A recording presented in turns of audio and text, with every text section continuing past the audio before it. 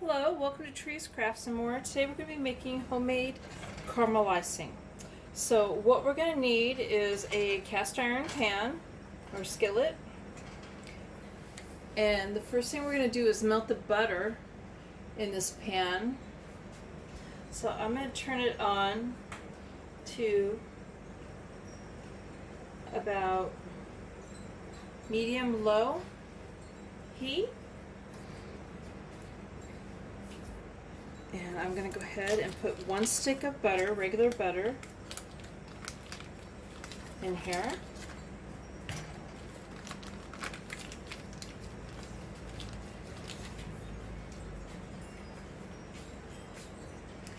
And we're also going to add 1 cup of light brown sugar, firmly packed, as soon as this melts down.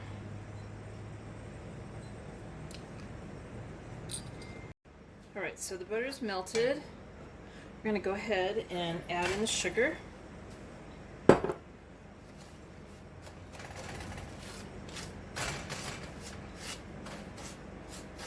we're going to bring this to a boil over medium heat, so I'm going to turn it up a little bit.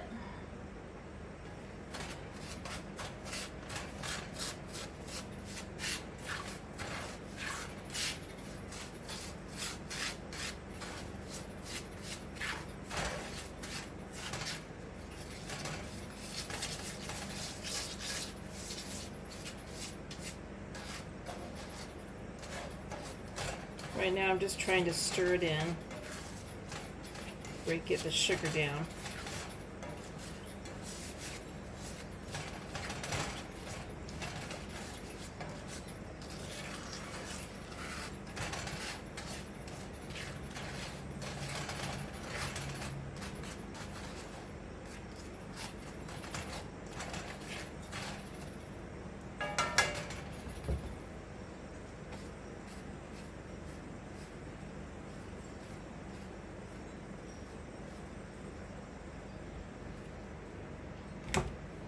Okay, so we're going to go ahead and we're going to bring this to a boil, like I said, over medium heat.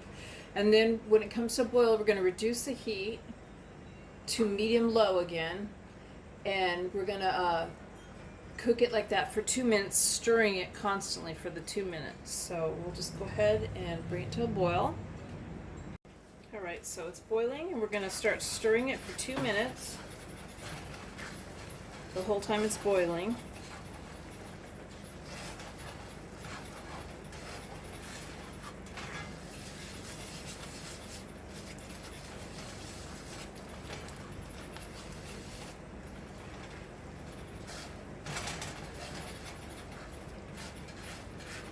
This is a really thick icing. I mean, it's almost like candy. In fact, I made a recipe up from this. I made a fudge recipe based on this recipe. And it's funny because I call it maple fudge, but I guess technically it's caramel fudge. In fact, I might make that and film it, and that would be good to give to somebody in a gift basket, some caramel fudge. So you just keep stirring it. I have a spatula, and I also have a rubber spatula to get the excess off the other one. Switch them up here.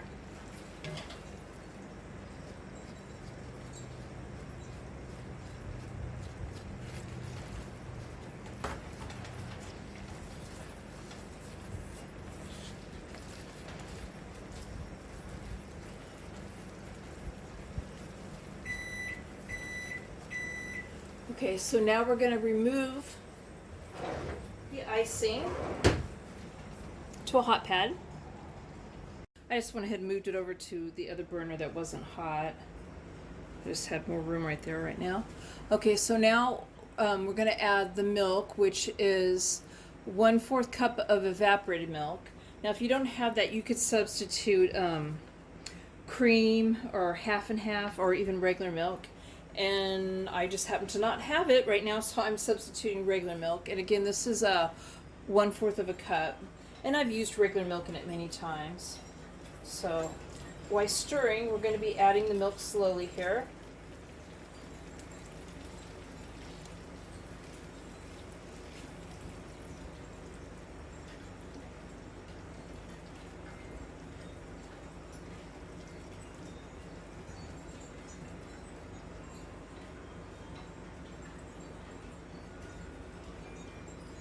Now after adding this too, we're going to add a pinch of salt to it also.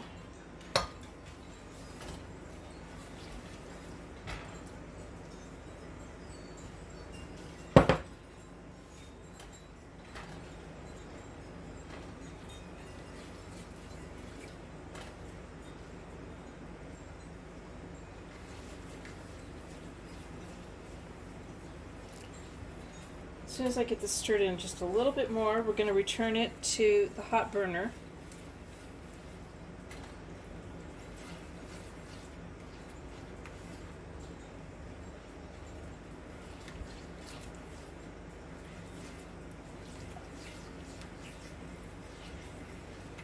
Okay, that looks pretty good.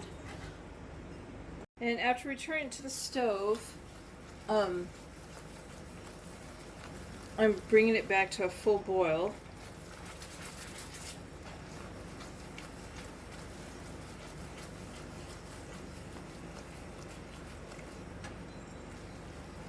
Over medium heat.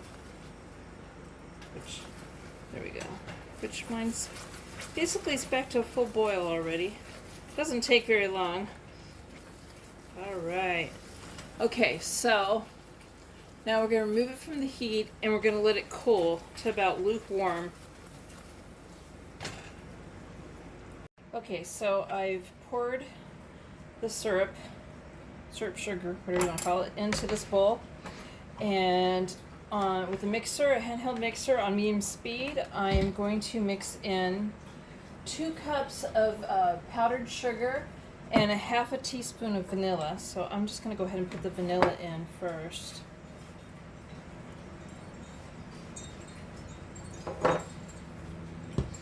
And we'll get a measuring cup.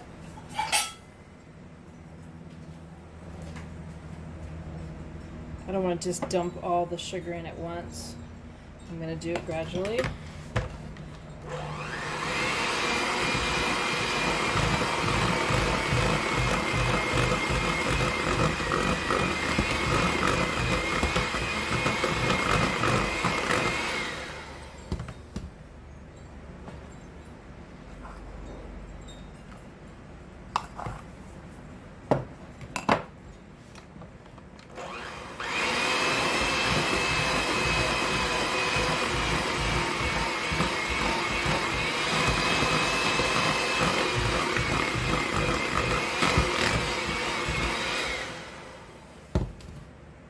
See, it's starting to get lighter in color.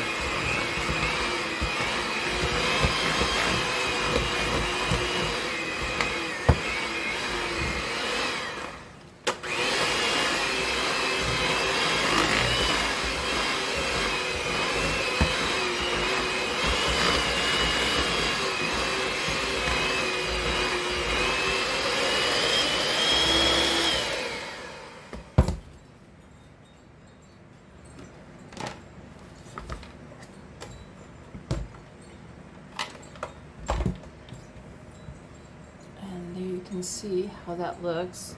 It's a very thick icing. Alright, so now we're going to ice the cake with it. You know, I said to cool it down to lukewarm. I didn't wait that long. I cooled it down, but I didn't do all the way to lukewarm, but I was very careful holding that cast iron pan because it's hot. You do want to cool it down some though.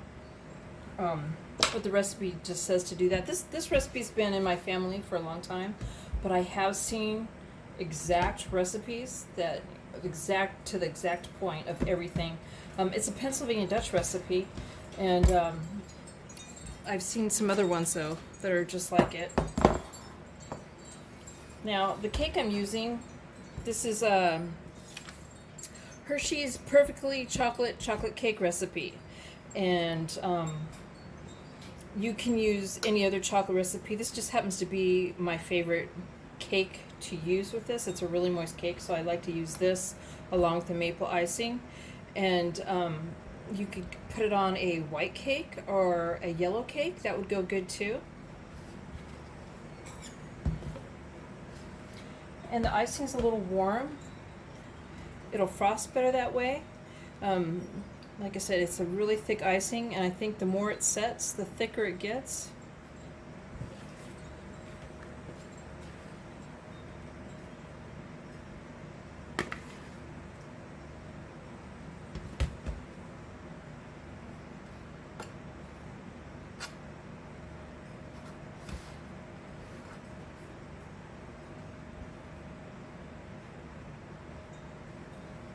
Some of the cake into the icing. Okay, well, I'm going to go ahead and I'm going to frost this off camera. Okay, I've finished icing it. Let me cut a piece of cake and show you. And there's the final thing. As you can see how thick the icing is. And I hope you try this out. It's really delicious. And thank you for watching. Please give it a thumbs up and subscribe.